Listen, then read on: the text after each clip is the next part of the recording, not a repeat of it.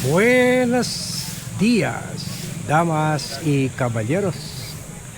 Today we are going to discuss ano ba talaga? Ano ba talaga nakain ni Ombudsman Boying Remulla?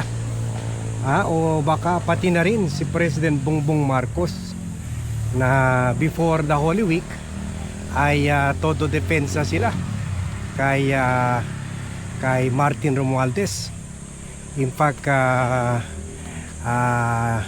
isa sa mga dahilan, sabi natin na pinatay nila yung ICI dahil napupunta na yung investigasyon kay Martin Romualdez at kay presidential son na si Majority Leader Sandro Marcos.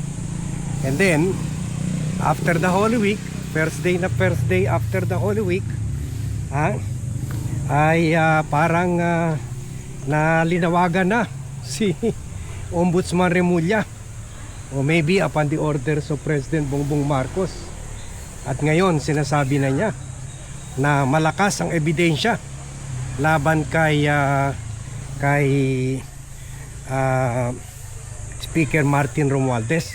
At sabi nung tinanungan ng media, ano pong mga nakikita nyo, mga ebidensya? Sabi niya, morning, sabi niya, andyan naman yan. Sabi niya, nakita nyo naman sa mga hearings ng Blue Ribbon. All evidence leads to Romualdez. At sabi nga niya na nag-conspire sila dalawa ni Chis Escudero, which is something we have been telling you for almost a year now. Na this kind of this magnitude, ganito kalaki na mga katiwalian, this can only be carried out by the collusion between the Speaker of the House and the Senate President. At kasama na rin yung mga deputy speakers ng House, iba't ibang mga opisyalis ng House, at gano'n rin sa Senado.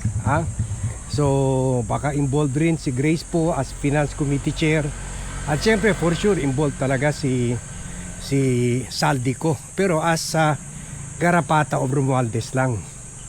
So ang tanong, anong nangyari? Bakit biglaan na nakita natin na kahapon galit na galit si Boying Remulla to the point na tinatakot na niya itong House Secretary General na si Attorney Cheloy Garapil, na sabi niya, kakasuhan kita kung hindi ka mag-comply sa order ng Ombudsman na i-turn over sa amin yung mga salin nila Romualdez at yung bagman nito or maleta boy na si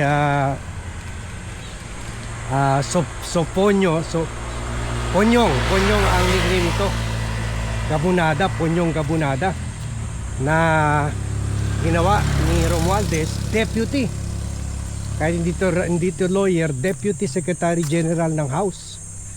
Kasi ito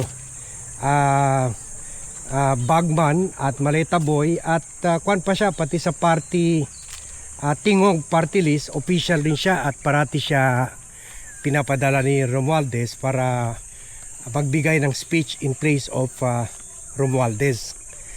So galit na galit si Boying Remulla. Ngayon lang natin nakita na ganito siya kagalit, na sinabi niya, kakasuhan ko kayo at patatanggalin ko yan si Cheloy Garapil, which is a little shocking to hear from Boying. Bakit ganyan kagalit si Boying? So ako, nakikita ko may posibilidad na naging ganyan si Boying. Baka there might be an angle of treachery, of betrayal. Baka kasi ganito well, kaya nga dapat okay lang sa akin kung imbestigahan ni ito mga claim ng 18 Marines kasi Yung mga picture doon, kung totoo yun ha, kung totoo, hindi pa nga nila kasi iniimbestigahan, hindi pa pina-forensic yung investigation, yan mga picture ng 18 Marines, ay mukhang insider talaga ang kumuha eh. So hindi kaya itong si Soponios Gabonada ang nagtraidor kina Marcos? Dahil tanggal na sila pareho, hindi na speaker si Romualdez, hindi na rin siya Deputy Secretary General, hindi kaya siya ang nagbigay nitong mga picture na to, mga picture ng mga maleta? Kasi siya naman nahawak sa mga maleta eh. Siya ang taga-kuha, taga-distribute ng mga maleta. Ito mga 18 Marines, yung or ilan dito talagang empleyado ni Romualdez. Taga-gwardiya lang ito, taga-buhat ng mga maleta. Pero ito talaga si Ponyong Gabonada ang in charge yan. Baka siya pa rin yun to. Siyempre kung kukuha ka ng mga security, bawal magdala ng camera. Siyempre takot rin sila Martin, mabulgar. Hindi kaya yung picture galing dito kay Gabonada.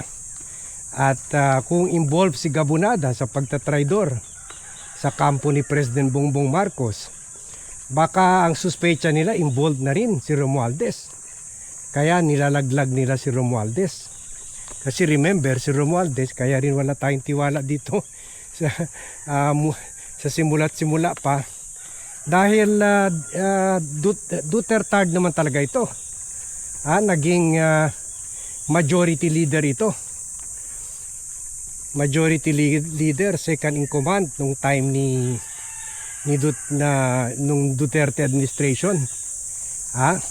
Kwan siya kay Alan Peter Cayetano, majority leader, at saka also sa time rin ata ni Speaker Alan Velasco.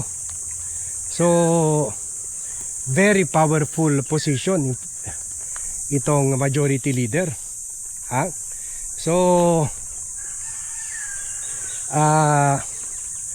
it could be na nakikita ni Romualdez na patapos na yung termino ng pinsan niya. Patapos na kasi survival mode na siya eh. Delikado makulong siya. Kaya siguro trinaydor na niya yung pinsan niya, si President Marcos, through his bagman, maleta boy, na itong si Ponyong Gabonada. So there could be a possibility to that. Kaya noon, habang sinasabi lang ni Boying na Remulla na criminal negligence lang daw ang kaso pwede pailan kay Romualdez, suddenly naging plunder na, which is non-bailable. Criminal negligence graft bailable pa, pero plunder non-bailable.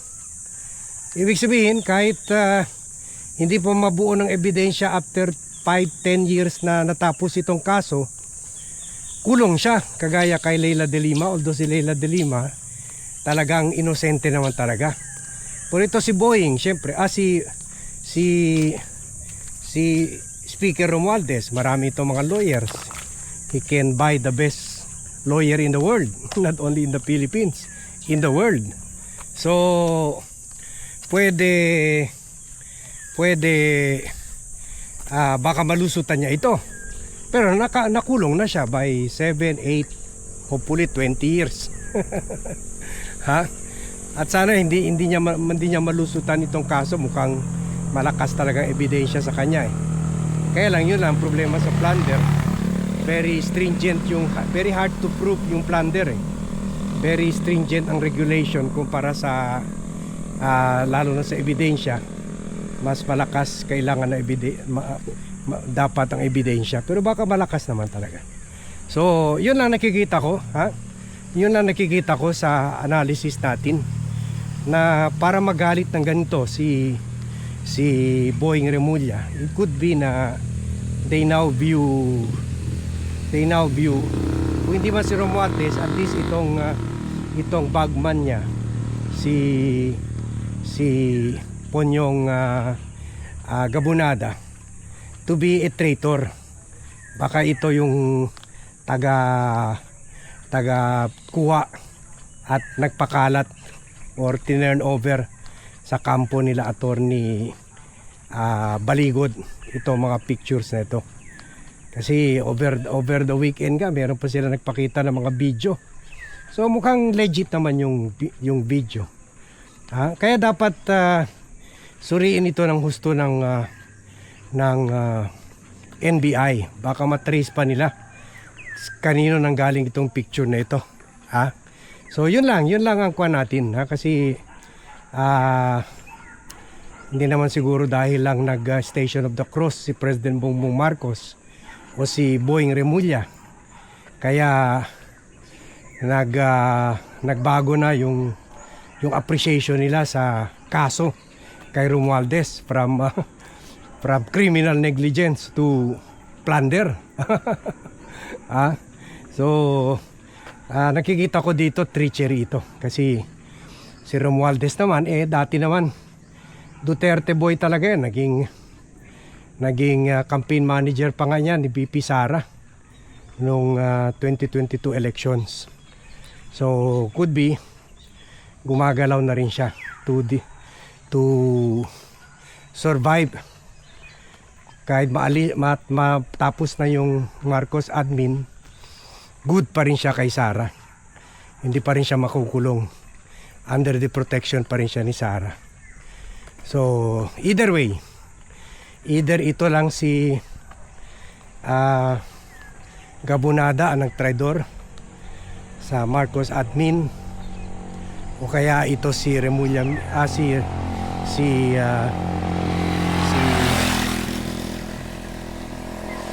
Martin Romualdez mismo. So either way, pero the fact na siya na ang target ngayon ng ombudsman, so means makakasama na rin siya. Or kaya dahil bata niya, kaya pati siya idintiin na rin. So we will see all these issues shaping up in the coming days. And as usual, you will be the first to know it. So thank you very much everyone for watching. Thank you very much for joining me in this vlog. Good morning to all and see you in my next vlog.